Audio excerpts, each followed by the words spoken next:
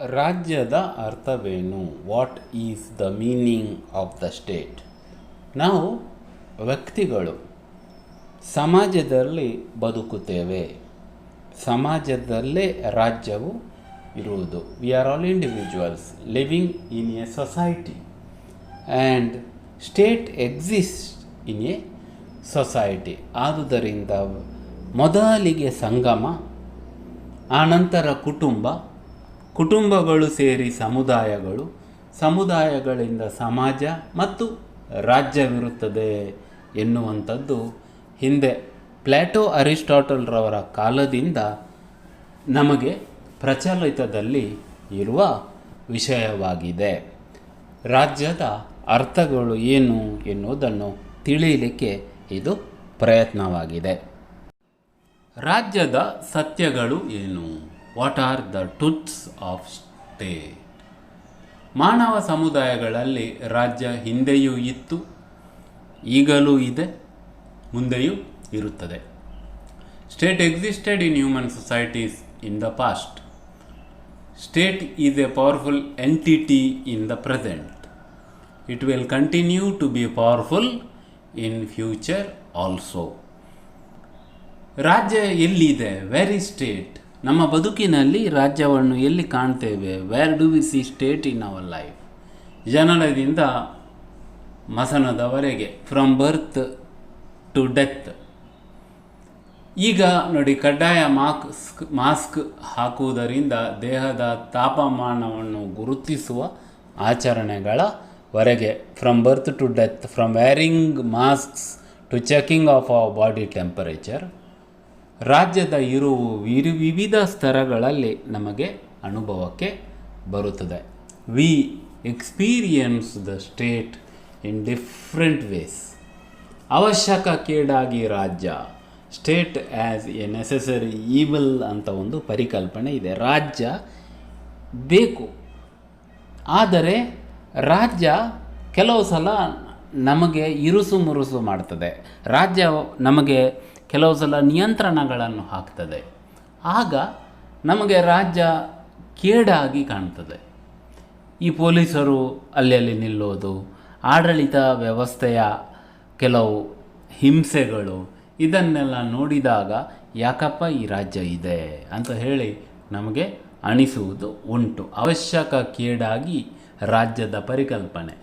State as a necessary evil.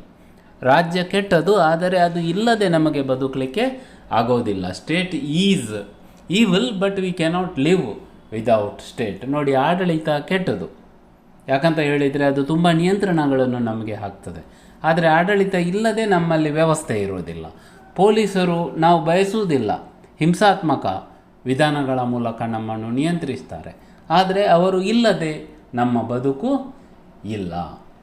So ನಮ್ಮ ವರ್ತಮಾನದಲ್ಲಿ, in our present, ರಾಜ್ಯಗಳೇ ಅಂತಿಮ ಅಧಿಕಾರದ ಕೇಂದ್ರಗಳು.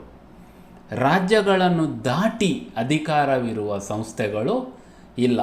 State is the ultimate source of power. There is nothing above the state. ಎಲ್ಲಿಯವರೆಗೆ ಅಂದರೆ ಅಂತಾರಾಷ್ಟ್ರೀಯ ವಲಯದವರೆಗೆ ರಾಜ್ಯಕ್ಕಿಂತ ಮೇಲೆ ಬೇರೆ ಯಾವುದೇ ಸಂಸ್ಥೆಗಳು ಇಲ್ಲ.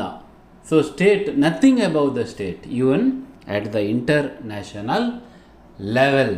ಇದನ್ನು ನಾವು ರಾಜ್ಯದ ಸತ್ಯವೆಂದು ಗುರುತಿಸಬೇಕು. This is the truth of the state. ಈಗ ರಾಜ್ಯ ಇದೆ ಎನ್ನುವುದು ನಮ್ಮ ಅನುಭವಕ್ಕೆ ಬರ್ತದೆ. We can experience the state in the present. ಆದರೆ ಹಿಂದೆ ರಾಜ್ಯಗಳು ಇದ್ದವ? Were there states earlier?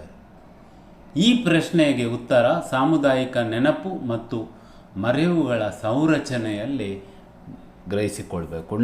ನಮಗೆ ನೆನಪುಗಳು ಇದೆ, ಹಿಂದಿನ ನೆನಪುಗಳ ಸಂಚಯ ಇದೆ ನಮ್ಮಲ್ಲಿ. ಅದರಲ್ಲಿ ರಾಜ್ಯದ ಬಗ್ಗೆ ಯಾವ ನೆನಪುಗಳು ಮರೆವುಗಳು ಇದೆ, ಇದನ್ನು ನಾವು ಅರ್ಥ ಮಾಡಿಕೊಳ್ಬೇಕು. How did the state exist in the past? The structure of our collective memory, ಸಾಮೂಹಿಕ ನೆನಪುಗಳು. ಇಟ್ಸ್ ರಿಮೆಂಬರೆನ್ಸ್, ಯಾವುದನ್ನು ನೆನಪಿಸ್ತೇವೆ ಅದು, ಆ್ಯಂಡ್ ಫರ್ಗೆಟಿಂಗ್, ಮತ್ತು ಮರೆವು.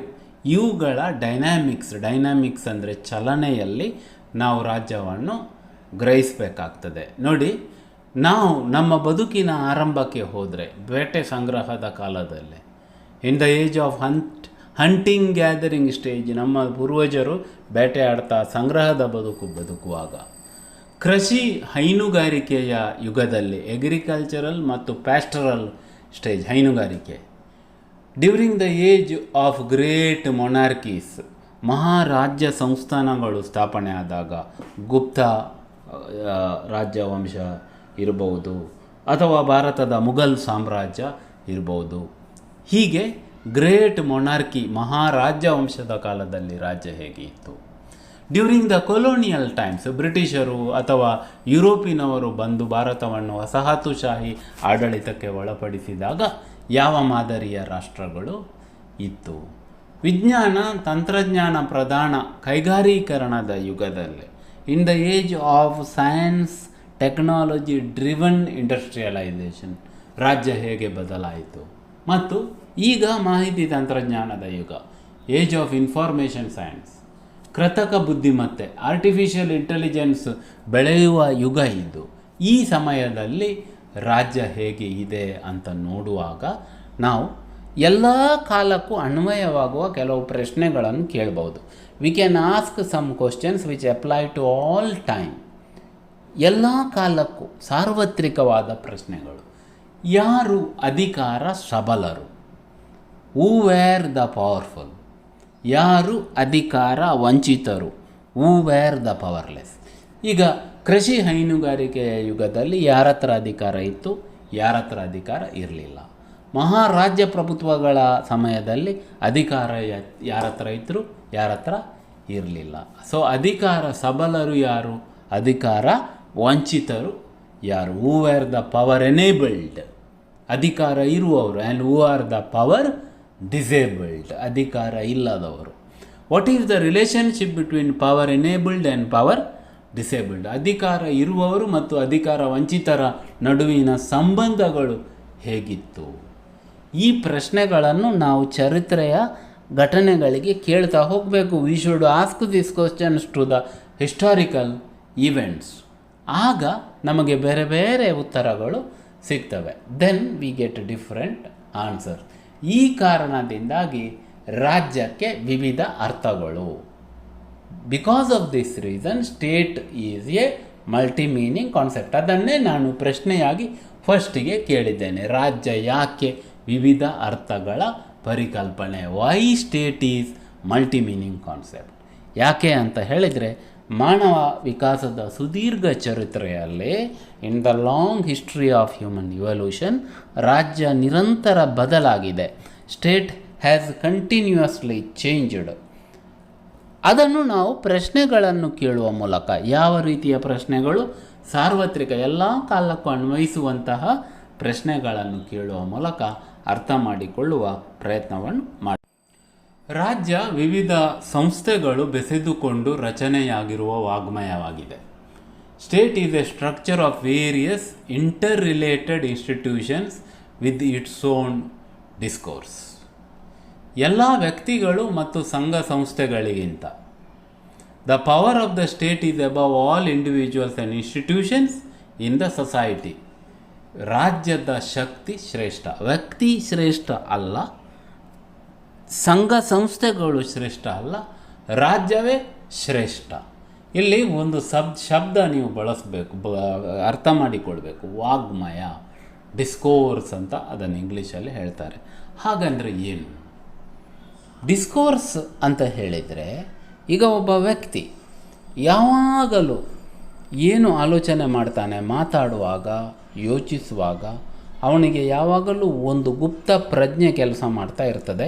ಅದು ಏನಂತ ಹೇಳಿದರೆ, ಅವನ ಹಿತಾಸಕ್ತಿಗಳನ್ನು ಸಂರಕ್ಷಿಸುವುದು. ನಿರಂತರ ಪ್ರಜ್ಞೆ ಅಂತ ನಾವು ಹೇಳಿ ಕೇಳ್ತೇವೆ. ನಮಗೆ ಸ್ವಯ ಪ್ರಜ್ಞೆ ಇದೆ. ಪ್ರಜ್ಞೆ ಅಂದರೆ ಏನು? ಪ್ರಜ್ಞೆ ಅಂತ ಹೇಳಿದರೆ ನಮಗೆ ನಮ್ಮ ಬಗ್ಗೆ ನಿರಂತರ ಅರಿವು ಇದೆ. ನಮ್ಮನ್ನು ನಾವು ರಕ್ಷಿಸಬೇಕು, ನಾವು ಬದುಕಬೇಕು ಎನ್ನುವಂಥ ಅರಿವು ನಮಗೆ ನಿರಂತರ ಇದೆ. ಅದೇ ಥರ ರಾಜ್ಯಕ್ಕೆ ಒಂದು ನಿರಂತರವಾದ ಒಂದು ವಾಗ್ಮಯ ಅರಿವು ಇದೆ. ರಾಜ್ಯದ ಸಾಮಾಜಿಕ ಸಂಬಂಧಗಳು, the social relations, social practices of state, ಅಲ್ಲಿ ಕೂಡ ಅಧಿಕಾರ ಸಂಬಂಧಗಳು, ಪವರ್ ರಿಲೇಷನ್ಸ್ ನಿರಂತರ ಚಲಾವಣೆಯಲ್ಲಿ ಇರ್ತವೆ, ಕಂಟಿನ್ಯೂಸ್ಲಿ ಆಪರೇಟ್. ಈಗ ರಾಜ್ಯವನ್ನು ನಾವು ಯಾಕೆ ಅನುಸರಿಸ್ತೇವೆ, ರಾಜ್ಯಕ್ಕೆ ನಾವು ಯಾಕೆ ವಿಧೇಯತೆ ತೋರಿಸ್ತೇವೆ, why do we obey the state ಅಂತ ಹೇಳಿದರೆ, ರಾಜ್ಯದ ಶಕ್ತಿ ನಮ್ಮ ಮೇಲೆ ನಿರಂತರ ಚಲಾವಣೆಯಾಗ್ತಾ ಇರ್ತದೆ. The power of the state is exercised continuously within us. ಅದರ ಅರ್ಥ ರಾಜ್ಯ ಎಲ್ಲೋ ಮೇಲೆ ಇದೆ, ಅದು ನಮ್ಮ ಮೇಲೆ ಅಧಿಕಾರ ಚಲಾಯಿಸ್ತದೆ ಅಂತ ಅಲ್ಲ. ರಾಜ್ಯದ ಶಕ್ತಿ ನಮ್ಮ ಒಳಗಡೆ ಇದೆ. Power of the state is within us. ಅದು ನಿರಂತರ ಚಲಾವಣೆ ಆಗ್ತಾ ಇರ್ತದೆ. ಇದನ್ನು ವಾಗ್ಮಯ, ಡಿಸ್ಕೋರ್ಸ್ ಅಂತ ಹೇಳಿ ಕಲಿತೇವೆ. ಅಥವಾ ಇನ್ನೊಂದು ಅರ್ಥದಲ್ಲಿ ತಮ್ಮ ಪರವಾಗಿ ಆಲೋಚಿಸುವ ಸಾಮರ್ಥ್ಯವೇ ವಾಗ್ಮಯ. The power to think for oneself. ರಾಜ್ಯ ಅದರ ಪರವಾಗಿ ಆಲೋಚಿಸುವಂತೆ ಮಾಡುವ ಸಾಮರ್ಥ್ಯವನ್ನು ಹೊಂದಿದೆ. ಎಲ್ಲ ರಾಜ್ಯದಲ್ಲಿ ಇರುವ ಜನರು ಅದೇ ಥರ ಆಲೋಚನೆ ಮಾಡ್ತಾ ಹೋಗ್ತಾರೆ. ಅದನ್ನು ಡಿಸ್ಕೋರ್ಸ್ ಅಂತ ನಾವು ಕರಿತೇವೆ. ಇದನ್ನು ಮಿಶೆಲ್ ಫುಕೋ ಎನ್ನುವರು ಈ ಅರ್ಥದಲ್ಲಿ ವಿಶ್ಲೇಷಣೆಯನ್ನು ಕೊಡ್ತಾರೆ. ಮಿಶೆಲ್ ಫುಕೋ ಫ್ರೆಂಚ್ ಚಿಂತಕ. ಫುಕೋ ಈಸ್ ಎ ಫ್ರೆಂಚ್ ಥಿಂಕರ್. ಅವರ ಬರಹಗಳಲ್ಲಿ ನಾವು ಅಧಿಕಾರದ ಕಲ್ಪನೆಯನ್ನು ಡಿಸ್ಕೋರ್ಸ್ ಎನ್ನುವಂಥ ಪರಿಕಲ್ಪನೆಯಲ್ಲಿ ಅರ್ಥ ಮಾಡಿಕೊಳ್ತೇವೆ. ಇದು ಫುಕೋರವರ ಪ್ರೇರಣೆಯ ಐಡಿಯಾ, ಫುಕೋ ಐಡಿಯಾ ಇದು. ಇನ್ನು ನಿಗದಿತ ಭೂಪ್ರದೇಶದಲ್ಲಿ ವಾಸಿಸುವ ಜನರು ಅವರ ಸಂಖ್ಯಾ ಆಧಾರವನ್ನು ಸಮುದಾಯವೆಂದು ಭಾವಿಸುವ ಪ್ರಜ್ಞೆಯನ್ನು ಬೆಳೆಸಿಕೊಂಡು ಸಂಘಟಿತರಾಗುವುದು. ಬೆನಡಿಕ್ಟ್ ಆ್ಯಂಡರ್ಸನ್ ರವರ ಅರ್ಥ, people living in a fixed geographical territory by demographic sense of imagination constituting a community is nation state. ಹಾಗಂದರೆ ಏನು? ಈಗ ನೋಡಿ, ಕಾಶ್ಮೀರದಿಂದ ಕನ್ಯಾಕುಮಾರಿಯವರೆಗೆ ಭಾರತ ಇದೆ. ಇದರಲ್ಲಿ ಇರುವ ಎಲ್ಲ ಜನರನ್ನು ನಾವು ನೋಡಿದ್ದೇವೆಯಾ? ಇಲ್ಲ, ನಾವು ನೋಡಲಿಲ್ಲ. ಪರಸ್ಪರ ನೋಡದ ಜನರು, ಪರಸ್ಪರ ಗೊತ್ತಿಲ್ಲದ ಜನರು ಸಂಖ್ಯೆಯ ಆಧಾರದಲ್ಲಿ, on the basis of numbers, ಒಂದು ನಿರ್ದಿಷ್ಟ ಭೂಪ್ರದೇಶದಲ್ಲಿ ವಾಸಿಸುವವರು, living in a definite territory, ತಮ್ಮನ್ನು ತಾವು ಒಂದು ಸಮುದಾಯ ಎಂದು ಭಾವಿಸ್ತಾರೆ. Imagine themselves as a community. ಸಂಖ್ಯೆಯ ಆಧಾರದಲ್ಲಿ ಭಾರತೀಯರು ಪರಸ್ಪರ ನೋಡಿದವರು ಮತ್ತು ನೋಡದವರು, ನೋಡಿದವರಿಗಿಂತ ಹೆಚ್ಚು ನೋಡದವರು ತಮ್ಮನ್ನು ತಾವು ಒಂದು ಸಮುದಾಯ ಅಂತ ಭಾವಿಸುವುದು. ಆದುದರಿಂದ ರಾಜ್ಯದಲ್ಲಿ ನೀವು ಗುರುತಿಸಬೇಕು, ಸಂಬಂಧಗಳು ನೋಡಿದವರಿಗಿಂತ ನೋಡದವರ ಜೊತೆ ಹೆಚ್ಚು. ನೋಡದ ವ್ಯಕ್ತಿಗಳು ಪರಸ್ಪರ ಸಂಬಂಧಿತವಾಗಿರೋದು. ಇದು ಕಲ್ಪಿಸುವ, ಭಾವಿಸುವ ಪ್ರಜ್ಞೆ, ಇದನ್ನು ಭಾವಿಸುವಿಕೆ. ಸೊ ರಾಜ್ಯ ಒಂದು ಸಂಖ್ಯೆಯ ಆಧಾರದ ಭಾವಿಸುವಿಕೆ, ಅದನ್ನು ಡೆಮೋಗ್ರಫಿಕ್ ಅಂದರೆ ಸಂಖ್ಯೆ ಆಧಾರಿತ ಇಮ್ಯಾಜಿನೇಷನ್ ಅಂತ ಹೇಳಿ ಕರೀತಾರೆ. ಸೊ ಇದು ಬೆನಡಿಕ್ಟ್ ಆ್ಯಂಡರ್ಸನ್ ಎನ್ನುವಂಥವರು ಪ್ರತಿಪಾದಿಸುವ ಚಿಂತನೆ. ಇಮ್ಯಾಜಿನ್ಡ್ ಕಮ್ಯುನಿಟೀಸ್ ಅಂತ ಒಂದು ಪುಸ್ತಕ ಅವರು ಬರೆದಿದ್ದಾರೆ, ಭಾವಿಸಿದ ಸಮುದಾಯಗಳು ಅಂತ. ಅದರಲ್ಲಿ ಅವರು ಈ ಐಡಿಯಾವನ್ನು ಪ್ರತಿಪಾದಿಸ್ತಾರೆ. ಇನ್ನು ರಾಜ್ಯವೆಂದರೆ ಮನುಷ್ಯರ ಸ್ವಭಾವದ ಸಂಪೂರ್ಣ ವಿಕಾಸಕ್ಕೆ ಇರುವ ಅವಕಾಶ. ಹಾಗಂದರೆ ಜೈವಿಕ ಪರಿಕಲ್ಪನೆಯ ಅರ್ಥ, ಜೈವಿಕ ಅಂತ ಹೇಳಿದರೆ ಅಂಗಾಂಗ ರಚನೆಯ, ಅಂಗಾಂಗಗಳು ಸೇರಿ ಉಂಟಾಗುವ. ಒಬ್ಬ ವ್ಯಕ್ತಿ ಹೇಗೆ ಸೇರಿ ಸಮುದಾಯದಿಂದ ಬೆಳೆದು ರಾಜ್ಯ ರಚನೆ ಆಗ್ತದ, ಅದೇ ಥರ ರಾಜ್ಯ ಒಂದು ಜೈವಿಕ ರಚನೆ, organic view of the state ಅಂತ ಹೇಳ್ತಾರೆ. ಅಂದರೆ ಮನುಷ್ಯನ ವ್ಯಕ್ತಿತ್ವದ ವಿಸ್ತರಿತ ಭಾಗ. ಮನುಷ್ಯನಲ್ಲಿ ಸೆಳೆತಗಳು ಇವೆ. Human beings have instincts. ಹಸಿವು, ಕಾಮ, ರಕ್ಷಣೆ, ಇದೆಲ್ಲ ಮನುಷ್ಯನ ಸೆಳೆತಗಳು, ಇನ್ಸ್ಟಿಂಕ್ಟ್ ಅಂತ ಹೇಳಿ ನಾವು ಕರಿತೇವೆ. ಮನುಷ್ಯರಿಗೆ ಭಾವನೆಗಳು ಇವೆ, ಇಮೋಷನ್ಸ್. ಆ ನಂತರ ಮನುಷ್ಯರಿಗೆ ವಿವೇಕ ಇದೆ, ವಿಚಾರ ಮಾಡುವ ಸಾಮರ್ಥ್ಯವಿದೆ, ರೀಸನ್ ಇದೆ. ಮನುಷ್ಯರ ಒಳಗಡೆ ವಿವೇಕ ಮನುಷ್ಯರ ಸೆಳೆತಗಳನ್ನು, ಭಾವನೆಗಳನ್ನು ಆಳುತ್ತದೆ. Emotions and instinct are controlled by reason. So ಮನುಷ್ಯರ ಒಳಗಡೆ ಇರುವ ರಾಜ್ಯ ಈ ಥರ ಶ್ರೇಣೀಕೃತ. ಮನುಷ್ಯನ ಕೆಳ ಹಂತದ ಸ್ವಭಾವವನ್ನು ಮೇಲ್ಹಂತದ ಸ್ವಭಾವ ಆಳಬೇಕು. The lower nature of the man must be controlled by his higher nature. ಅದೇ ಥರ ಸಮಾಜದಲ್ಲೂ ಕೂಡ ಕೆಳ ಹಂತದ ವರ್ಗಗಳನ್ನು ಮೇಲ್ಹಂತದ ವರ್ಗಗಳು ನಿಯಂತ್ರಿಸಬೇಕು. ಕೆಳ ಹಂತದ ವರ್ಗಗಳು ಯಾವುದು, ಮೇಲ್ಹಂತದ ವರ್ಗಗಳು ಯಾವುದಂದರೆ ಆಲೋಚನೆ ಮಾಡುವ, ವಿಚಾರ ಮಾಡುವ, ಸಾರ್ವತ್ರಿಕ ವಿಚಾರಗಳನ್ನು ಪ್ರತಿಪಾದಿಸುವ ಅಂಶಗಳು ಅದು ಮೇಲ್ಮಟ್ಟದ್ದು.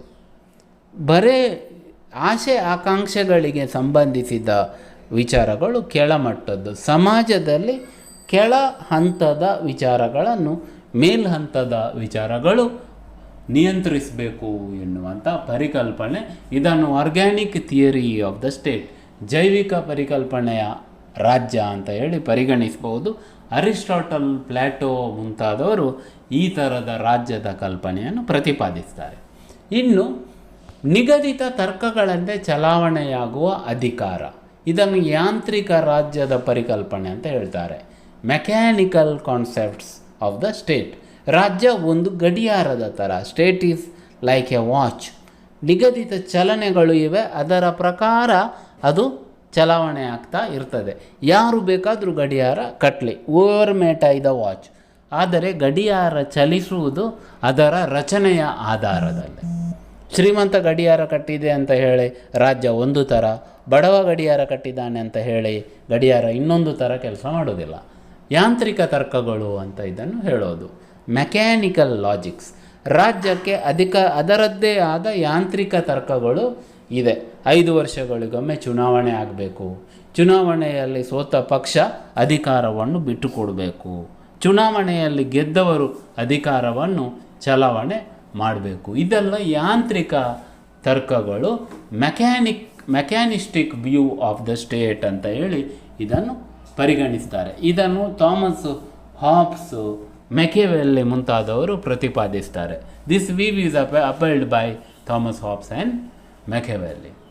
ಇನ್ನು ಅದಕ್ಕಿಂತ ಹೆಚ್ಚಾಗಿ ರಾಜ್ಯದ ಇನ್ನೊಂದು ಪ್ರಮುಖ ಅರ್ಥ ಯಾವುದು ಅಂತ ಹೇಳಿದರೆ, ಒಂದು ನಿರ್ದಿಷ್ಟ ಭೂಪ್ರದೇಶದ ಒಳಗಡೆ ಹಿಂಸೆಯನ್ನು ಸಕಾರಾತ್ಮಕ ಮತ್ತು ನಕಾರಾತ್ಮಕ ಅಧಿಕೃತತೆಯಿಂದ ಚಲಾಯಿಸುವ ಸಂಸ್ಥೆ. ಈಗ ಪೊಲೀಸ್ ಯಾರ ಹತ್ರ ಇದೆ, ಮಿಲಿಟರಿ ಯಾರ ಹತ್ರ ಇದೆ? ಈಗ ಭಾರತದಲ್ಲಿ ಅತ್ಯಂತ ಶ್ರೀಮಂತ ಅದಾನಿ ಅಂಬಾನಿಗಳು ಇದ್ದಾರೆ. ಅವ್ರ ಹತ್ರ ಪೊಲೀಸ್ ಇದೆಯಾ? ಅವ್ರ ಹತ್ರ ಮಿಲಿಟರಿ ಇದೆಯಾ? ಅವರ ಹತ್ರ ನ್ಯೂಕ್ಲಿಯರ್ ಬಾಂಬ್ಸ್ಗಳು ಇವೆಯಾ? ಇಲ್ಲ, ದೇ ಡೋಂಟ್ ಹ್ಯಾವ್. ಯಾಕೆ ಇಲ್ಲ?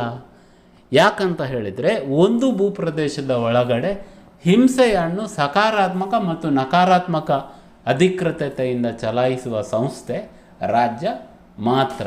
ಮ್ಯಾಕ್ಸ್ ವೆಬ್ಬರ್ ಅವರ ಅರ್ಥ ಇದು. ಹಿಂಸೆ ಸಕಾರಾತ್ಮಕ ಅಂತ ಹೇಳಿದ್ರೇನು? ಸಕಾರಾತ್ಮಕ ಅಂತ ಹೇಳಿದರೆ ಜನರನ್ನು ಅವರೇ ಒಪ್ಪಿಕೊಳ್ಳುವ ಹಾಗೆ ಮಾಡೋದು. ಒಂದು ಅಧಿಕಾರವನ್ನು ಜನರು ಸ್ವ ಇಚ್ಛೆಯಿಂದ ಒಪ್ಪಿಕೊಂಡ್ರೆ ಅದು ಸಕಾರಾತ್ಮಕ ಅಧಿಕಾರ. ನಕಾರಾತ್ಮಕ ಅಧಿಕಾರ ಅಂತ ಹೇಳಿದರೆ ಒಪ್ಪಿಕೊಳ್ಳದಿದ್ದರೆ ಹಿಂಸೆಯಿಂದ ಒತ್ತಾಯವಾಗಿ ಬಲಾತ್ಕಾರವಾಗಿ ಒಪ್ಪಿಕೊಳ್ಳುವ ಹಾಗೆ ಮಾಡುವುದು, ಅದು ನಕಾರಾತ್ಮಕ ಅಧಿಕಾರ. ಇದೆರಡನ್ನೂ ರಾಜ್ಯ ಚಲಾಯಿಸ್ತದೆ. ಸಕಾರಾತ್ಮಕ ಶಾಲೆಗಳ ಮೂಲಕ, ಪತ್ರಿಕೆಗಳ ಮೂಲಕ, ಮಾಧ್ಯಮಗಳ ಮೂಲಕ. ನಕಾರಾತ್ಮಕ ಪೊಲೀಸ್ ವ್ಯವಸ್ಥೆಯ ಮೂಲಕ, ಮಿಲಿಟರಿ ವ್ಯವಸ್ಥೆಯ ಮೂಲಕ, ಇತರ ಹಿಂಸಾ ಮಾಧ್ಯಮಗಳ ಮೂಲಕ. ಮ್ಯಾಕ್ಸ್ ವೆಬ್ಬರ್ ಅರ್ಥದಲ್ಲಿ ಇದು. ಮ್ಯಾಕ್ಸ್ ವೆಬ್ಬರ್ ಆಗಿರಬಹುದು ಅಥವಾ ಲೂಯಿಸ್ ಅಲ್ತೂಸರ್ ಎನ್ನುವಂಥ ಫ್ರೆಂಚ್ ಚಿಂತಕ ಈ ಥರದ ರಾಜ್ಯದ ಪರಿಕಲ್ಪನೆಗಳನ್ನು ನಮ್ಮ ಮುಂದೆ ಇಡ್ತಾರೆ. ಇದನ್ನು ನೀವು ರಾಜ್ಯದ ಲಕ್ಷಣಗಳಲ್ಲಿ ಗುರುತಿಸಬೇಕು. ರಾಜ್ಯ ಜನರಿಂದ ನ್ಯಾಯಸಮ್ಮತತೆಯನ್ನು ಪಡೆದು ಅಧಿಕಾರ ಚಲಾಯಿಸುವ ಸಂಸ್ಥೆ. State derives its legitimacy from the people R the people R the source of the power of the state. ಸಾಮಾಜಿಕ ಒಪ್ಪಂದದ ಅರ್ಥ ಅಂತ ಇದನ್ನು ಪರಿಗಣಿಸ್ತಾರೆ. ಸೋಷಿಯಲ್ ಕಾಂಟ್ರ್ಯಾಕ್ಟ್ ವ್ಯೂ ಅಂದರೆ ರಾಜ್ಯ ಜನರ ನಡುವಿನ ಒಪ್ಪಂದದ ಫಲ. State is the result of social contract. ಜನರು ಮೊದಲು ರಾಜ್ಯ ರಚನೆಯಾಗುವುದಕ್ಕಿಂತ ಮೊದಲು ನೈಸರ್ಗಿಕ ಸ್ಥಿತಿಯಲ್ಲಿ ಇರ್ತಾರೆ. ಸ್ಟೇಟ್ ಆಫ್ ನೇಚರ್ ಅಂತ ಇದನ್ನು ಕರೀತಾರೆ. ನೈಸರ್ಗಿಕ ಸ್ಥಿತಿ ಅಂದರೆ ರಾಜ್ಯ ಇಲ್ಲದೆ ಇರುವ ಸ್ಥಿತಿ, ರಾಜ್ಯ ಇರದ ಸ್ಥಿತಿ, ವೇರ್ ಸ್ಟೇಟ್ ಡಸಂಟ್ ಎಕ್ಸಿಸ್ಟ್. ಈ ಸ್ಥಿತಿಯಲ್ಲಿ ಕೆಲವು ಅಪಾಯಗಳು, ಕೆಡುಕುಗಳು ಇರ್ತವೆ. This state has certain dangers. ಅಥವಾ ಈ ಸ್ಥಿತಿಯನ್ನು ಉತ್ತಮಪಡಿಸಬೇಕು ಎನ್ನುವಂಥ ಬಯಕೆ ಇರಬಹುದು, desire to improve this state. ಆಗ ಜನರು ಏನು ಮಾಡ್ತಾರೆ, ಒಬ್ಬರ ಜೊತೆ ಒಬ್ಬರು ಒಪ್ಪಂದ ಮಾಡ್ತಾರೆ. People enter in to contract. ಇದನ್ನು ಸಾಮಾಜಿಕ ಒಪ್ಪಂದ ಅಂತ ಕರೀತಾರೆ. It is the social contract. ಈಗ ಹಾಬ್ಸ್ರವರ ಪ್ರಕಾರ ರಾಜ್ಯ ಇರುವುದಕ್ಕಿಂತ ಮೊದಲು ಜನರ ನಡುವೆ ಸ್ಪರ್ಧೆಗಳು ಇತ್ತು, ಹಿಂಸೆ ಇತ್ತು, ಅದರಿಂದ ಹೊರಗೆ ಬರಲಿಕ್ಕೆ ರಾಜ್ಯ. ಲಾಕ್ರವರ ಪ್ರಕಾರ ಸಹಕಾರವನ್ನು ಕ್ರಮಬದ್ಧಗೊಳಿಸಲು ರಾಜ್ಯ. ಇನ್ನು ರೂಸೋರವರ ಅಭಿಪ್ರಾಯದಲ್ಲಿ ಸಾರ್ವತ್ರಿಕ ಸಂಕಲ್ಪವನ್ನು ಕ್ರಮಬದ್ಧಗೊಳಿಸಲಿಕ್ಕೆ ರಾಜ್ಯ. ಈ ಥರ ಸೋಷಿಯಲ್ ಕಾಂಟ್ರ್ಯಾಕ್ಟ್, ಸಾಮಾಜಿಕ ಒಪ್ಪಂದದ ಪ್ರಕಾರ ಜನರು ಪರಸ್ಪರ ಒಬ್ಬರ ಜೊತೆ ಒಬ್ಬರು ಒಪ್ಪಂದ ಮಾಡಿಕೊಂಡು ಅಧಿಕಾರದ ರಚನೆ ಆಗ್ತದೆ. The powers of the state emerge. ಆಧುನಿಕ ಅರ್ಥದಲ್ಲಿ ಇದು ಸಾಮಾಜಿಕ ಒಪ್ಪಂದ. ಈಗ ಭಾರತದಲ್ಲಿ ಸಾಮಾಜಿಕ ಒಪ್ಪಂದ ಯಾವುದು? Which is the social contract of India ಅಂತ ಹೇಳಿದರೆ ಭಾರತದ ಸಂವಿಧಾನ. The constitution of India is a document of social contract. ಬ್ರಿಟಿಷರು ಹೋದ ನಂತರ ನಮಗೆ ನಾವೇ ಕೊಟ್ಟ ಸಂವಿಧಾನ. We have given it to our self that constitution. ಅದರ ಹಿಂದೆ ಇರುವುದು ಸಾಮಾಜಿಕ ಒಪ್ಪಂದದ ಪರಿಕಲ್ಪನೆ. ಅರ್ಥ ಆಯ್ತಾ? The idea of social contract. ಇನ್ನು ರಾಜ್ಯ ಜನರ ಸಾರ್ವಜನಿಕ ಬದುಕಿಗೆ ಸಂಬಂಧಿಸಿದೆ. ಅದು ನೇರವಾಗಿ ಜನರ ಖಾಸಗಿ ಬದುಕಿಗೆ ಸಂಬಂಧಿಸಿ ಇಲ್ಲ. ಖಾಸಗಿ ಬದುಕು ಯಾವುದಂದರೆ ಹೆಂಡತಿ, ಮಕ್ಕಳು, ಕುಟುಂಬ, ಧರ್ಮ, ಸಮುದಾಯ, ಇದೆಲ್ಲ ಖಾಸಗಿ ಬದುಕು. ಸಾರ್ವಜನಿಕ ಬದುಕು ಅಂದರೆ ಎಲ್ಲರೂ ಸೇರುವಂಥ ಬದುಕು, ಎಲ್ಲರೂ ಸೇರುವಲ್ಲಿ. ಈಗ ಶಾಲೆ ಸಾರ್ವಜನಿಕ, ಬಸ್ ಸ್ಟ್ಯಾಂಡುಗಳು ಸಾರ್ವಜನಿಕ, ರಸ್ತೆಗಳು ಸಾರ್ವಜನಿಕ. ಭಾರತದ ಸಂವಿಧಾನದ 15ನೇ ವಿಧಿ ಭಾರತದಲ್ಲಿ ಸಾರ್ವಜನಿಕ ಏನು ಅಂತ ನಮಗೆ ಹೇಳ್ತದೆ. ಸೊ ರಾಜ್ಯ ಸಾರ್ವಜನಿಕ ಬದುಕಿಗೆ ಸಂಬಂಧಿಸಿದೆ. ಖಾಸಗಿ ಬದುಕಿನಲ್ಲಿ ಅದು ಮಧ್ಯಪ್ರವೇಶ ಮಾಡುವಂತೆ ಇಲ್ಲ. ಅದನ್ನು ಲಿಬರಲ್ ಅರ್ಥದಲ್ಲಿ, ಲಿಬರಲ್ ಅಂದರೆ ಉದಾರವಾದಿ ಅರ್ಥದಲ್ಲಿ ರಾಜ್ಯದ ಪರಿಕಲ್ಪನೆ. State relates to public life, not the private life. ಇಲ್ಲಿ ಪಬ್ಲಿಕ್ ಮತ್ತು ಪ್ರೈವೇಟ್, ಖಾಸಗಿ ಸಾರ್ವಜನಿಕ ವ್ಯತ್ಯಾಸಗಳು ಬರ್ತವೆ. ಅರ್ಥ ಆಯ್ತಾ? ಈಗ ಊಟ ಮಾಡೋದು, ಮಾರುಕಟ್ಟೆ, ವ್ಯಾಪಾರ, ಲಾಭ ಪ್ರೈವೇಟ್. ಎಲ್ಲರೂ ಜೊತೆ ಸೇರಿ ಆಡಳಿತ ನಡೆಸುವಂತಹ ವಿಷಯಗಳು ಪಬ್ಲಿಕ್. ಇದು. ಇನ್ನು ರಾಜ್ಯದ ನೌಕರರು, the workers of the state ಅಥವಾ ನೌಕರಿಶಾಹಿ ವರ್ಗ, ರಾಜ್ಯದ ಕೆಲಸ ಮಾಡುವವರು, bureaucrats are recruited on the basis of merit. State officials are recruited. ಅರ್ಹತೆಯ ಆಧಾರದಲ್ಲೇ ಅವರು ರಾಜ್ಯದ ಕೆಲಸವನ್ನು ಮಾಡ್ತಾರೆ. ಅದರ ಅರ್ಥ ವಂಶಾಧಾರಿತ ಆಧಾರದಲ್ಲಿ, ವಂಶಾವಳಿಯ ಆಧಾರದಲ್ಲಿ ರಾಜ್ಯದ ಹುದ್ದೆಗಳು ದೊರಕುವುದಿಲ್ಲ. ಅದು ಅರ್ಹತೆಯ ಆಧಾರದಲ್ಲಿ ನೀಡಲ್ಪಡ್ತವೆ ಎನ್ನುವುದು. ಇದನ್ನು ಕೂಡ ನೀವು ರಾಜ್ಯದ ಲಕ್ಷಣವೆಂದು ಗುರುತಿಸಬೇಕಾಗ್ತದೆ. ರಾಜ್ಯಕ್ಕೆ ಹಣಕಾಸು ಮುದ್ರಣ ಮತ್ತು ತೆರಿಗೆ ಸಂಗ್ರಹದ ಅಧಿಕಾರಗಳು ಇವೆ. State has the capacity to extract revenue from subject population. ಈಗ ನಮಗೆ ಹಣ ಪ್ರಿಂಟ್ ಮಾಡಲಿಕ್ಕೆ ಆಗೋದಿಲ್ಲ. We cannot print the money. ರಾಜ್ಯ ಮಾತ್ರ ಅದನ್ನು ಪ್ರಿಂಟ್ ಮಾಡ್ತದೆ. State only prints it. ಇನ್ನು ರಾಜ್ಯ ಲೈಸೆನ್ಸ್ ಪರ್ಮಿಟ್ ರಾಜ್ಯ ಎನ್ನುವಂಥ ಪರಿಕಲ್ಪನೆಯ ಮೇಲೆ ನಿಂತಿದೆ. ಲೈಸೆನ್ಸ್ ಪರ್ಮಿಟ್ ಅಂದರೆ ಏನು ಅಂತ ಹೇಳಿದರೆ, ಹಣವನ್ನು ಬಳಸಿ ನೀವು ವ್ಯವಹಾರಗಳನ್ನು ಮಾಡಬೇಕಾದ್ರೆ, if you have to do your business by using the money, ರಾಜ್ಯದ ಹತ್ರ ಅನುಮತಿ ಪಡೆಯಬೇಕು. You have to get the permission of the state. Permit ಮಾಡಬೇಕು. You have to prepare a permit from the state. ಇದು ಲೈಸೆನ್ಸ್ ಪರ್ಮಿಟ್ ರಾಜ್ಯದ ಪರಿಕಲ್ಪನೆ. ಅಂದರೆ ರಾಜ್ಯ ಅಧಿಕೃತವಾಗಿ ಹಣಕಾಸು ಮುದ್ರಣ, ತೆರಿಗೆ ಸಂಗ್ರಹದ ಅಧಿಕಾರವನ್ನು ಹೊಂದಿದೆ. ಬೇರೆ ಯಾರಿಗೂ ಕೂಡ ತೆರಿಗೆಗಳನ್ನು ವಂತಿಗೆಗಳನ್ನು ವಸೂಲಿ ಮಾಡುವ ಹಾಗೆ ಇಲ್ಲ. ಅದು ಶಕ್ತಿ ಇರುವುದು ಯಾರಿಗೆ? ರಾಜ್ಯಕ್ಕೆ ಮಾತ್ರ. ಆದುದರಿಂದ ರಾಜ್ಯ ಎಲ್ಲ ವಸ್ತುಗಳ ಮೇಲೆ ತೆರಿಗೆಗಳನ್ನು ವಿಧಿಸ್ತದೆ. State imposes tax on everything. ಅರ್ಥ ಆಗ್ತದಾ? ಸೊ ಇದು. ಇನ್ನು ರಾಜ್ಯ ಪೌರತ್ವವನ್ನು ನೀಡುವ ಮತ್ತು ಕಸಿದುಕೊಳ್ಳುವ ಅಧಿಕಾರಗಳನ್ನು ಹೊಂದಿರುವ ಸಾಂವಿಧಾನಿಕ ಸಂರಚನೆ. ರಾಜ್ಯಕ್ಕೆ ಒಂದು ಸಂವಿಧಾನ ಇದೆ. ಆ ಸಂವಿಧಾನದ ಆಧಾರದಲ್ಲಿ ಯಾರು ರಾಜ್ಯದ ಸದಸ್ಯರು, ಯಾರು ರಾಜ್ಯದ ಸದಸ್ಯರು ಅಲ್ಲ, who are the members of the state, who are not the members of the state, ಪೌರತ್ವದ ವಿಷಯಗಳು ಮತ್ತು ಇತರ ಸಂವಿಧಾನಿಕ ವಿಷಯಗಳು, ಹಕ್ಕುಗಳು ಯಾವುದು, ಕರ್ತವ್ಯಗಳು ಯಾವುದು, what are the rights, what are the duty ಇತ್ಯಾದಿ ಸಾಂವಿಧಾನಿಕವಾಗಿ ರಾಜ್ಯ ಕೆಲಸ ಮಾಡ್ತದೆ. State functions constitutionally. ಇನ್ನು ಕೊನೆಯದಾಗಿ ಒಂದು ರಾಜ್ಯವನ್ನು ರಾಜ್ಯವೆಂದು ಗುರುತಿಸಬೇಕಾದರೆ, to identify a state as a state, ಅದಕ್ಕೆ ಅಂತಾರಾಷ್ಟ್ರೀಯ ಮಾನ್ಯತೆ ಇರಬೇಕಾಗ್ತದೆ. It should have international recognition. ಅಂತಾರಾಷ್ಟ್ರೀಯ ಮಾನ್ಯತೆ ಅಂದರೆ ಏನು? What is international recognition? ಇತರ ರಾಷ್ಟ್ರಗಳು ಅದನ್ನು ರಾಷ್ಟ್ರ, ರಾಜ್ಯ ಅಂತ ಹೇಳಿ ಗುರುತಿಸಬೇಕು. Other nations must identify it as the state. ಈಗ ಕಾಶ್ಮೀರ ಫಾರ್ ಎಕ್ಸಾಂಪಲ್ ಪ್ರತ್ಯೇಕ ರಾಷ್ಟ್ರ ಆಗಬೇಕಂತ ಹೋರಾಟ ಮಾಡ್ತದೆ. It fights for a separate statehood. ಆದರೆ ಇತರ ರಾಷ್ಟ್ರಗಳು ಅದನ್ನು ಗುರುತಿಸಿವೆಯಾ? Have other nations have recognised it? ಅಂತಾರಾಷ್ಟ್ರೀಯ ಮಾನ್ಯತೆ ಇಲ್ಲ. There is no international recognition. ವಿಶ್ವಸಂಸ್ಥೆ 193 ರಾಷ್ಟ್ರಗಳನ್ನು ಅಧಿಕೃತ ರಾಷ್ಟ್ರಗಳು ಅಂತ ಗುರುತಿಸ್ತದೆ, ಸ್ಟೇಟ್ಸ್ ಅಂತ ಗುರುತಿಸ್ತದೆ. United Nations identifies 193 Nations as official. ರಾಜ್ಯದ ಭೂಪಟದಲ್ಲಿ ಇದು ನಮಗೆ ಕಾಣುತ್ತದೆ. ಸೊ ಭೂಪಟದಲ್ಲಿ ನಾವು ರಾಜ್ಯಗಳನ್ನು ನೋಡುವುದು. We see the states in the map of the world. ಇದು ರಾಜ್ಯದ ಲಕ್ಷಣಗಳು. ನೋಡಿ, ಮಗು ಹುಟ್ಟುವಾಗ when a child is born, ನಾವೆಂತ ಕೇಳ್ತೇವೆ? What do we ask? ಅದು ಗಂಡ ಹೆಣ್ಣ? Is it a boy or a girl? ಅದೇ ಥರ ಒಂದು ವ್ಯಕ್ತಿ ಹುಟ್ಟುವಾಗ ಅವನು ಯಾವ ದೇಶದವನು, ವಿಚ್ ಕಂಟ್ರಿ ಹಿ ಬಿಲಾಂಗ್ಸ್. ನಮ್ಮ ಲಿಂಗದ ಥರನೇ ನಮ್ಮ ರಾಷ್ಟ್ರ, ನಮ್ಮ ರಾಜ್ಯದ ಸದಸ್ಯತ್ವ ಪರಿಕಲ್ಪನೆ. ರಾಜ್ಯ ಇಲ್ಲದ ವ್ಯಕ್ತಿ ಇಲ್ಲ. There is no individual without state. ಇದು ನಮ್ಮ ಗುರುತು. ಒಬ್ಬ ವ್ಯಕ್ತಿಗೆ ಗುರುತನ್ನು ಕೊಡುವುದು ಅವನ ರಾಜ್ಯ. State is the part of our identity.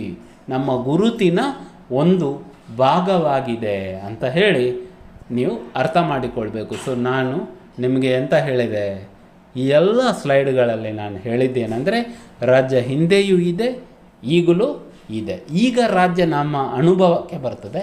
ಹಿಂದಿನ ರಾಜ್ಯವನ್ನು ನಾವು ಅದರ ಪ್ರವೃತ್ತಿಗಳನ್ನು, ಪ್ರಶ್ನೆಗಳನ್ನು ಕೇಳುವ ಮೂಲಕ ಅರ್ಥ ಮಾಡಿಕೊಳ್ಬೇಕು. ಕೆಲವು ಪ್ರಶ್ನೆಗಳು ಸಾರ್ವತ್ರಿಕ, ಎಲ್ಲ ಕಾಲದಲ್ಲೂ ಕೇಳಬಹುದು. ಅಧಿಕಾರ ಯಾರ ಹತ್ರ ಇದೆ, ಯಾರ ಹತ್ರ ಇಲ್ಲ ಎನ್ನುವಂತಹ ಪ್ರಶ್ನೆಗಳು. ಇದನ್ನು ರಾಜ್ಯದ ಅರ್ಥದಲ್ಲಿ ನಾನು ಹೇಳಿ, ರಾಜ್ಯದ ಗುರುತಿಸುವಿಕೆಗೆ ವಿವಿಧ ಲಕ್ಷಣಗಳು ಯಾವುದು ಅಂತ ಹೇಳಿ 3-4 ಸ್ಲೈಡ್ಗಳಲ್ಲಿ ಯಾವ ಲಕ್ಷಣಗಳಿಂದ ರಾಜ್ಯವನ್ನು ಗುರುತಿಸಬಹುದು ಎನ್ನುವುದನ್ನು ನಾನು ನಿಮಗೆ ವಿವರಿಸಿದ್ದೇನೆ. ಇದನ್ನು ನೀವು ಗಮನವಿಟ್ಟು ಕೇಳಿ ಅರ್ಥ ಮಾಡಿಕೊಳ್ಬೇಕು ಅಂತ ಹೇಳಿ ನನ್ನ ವಿನಂತಿ.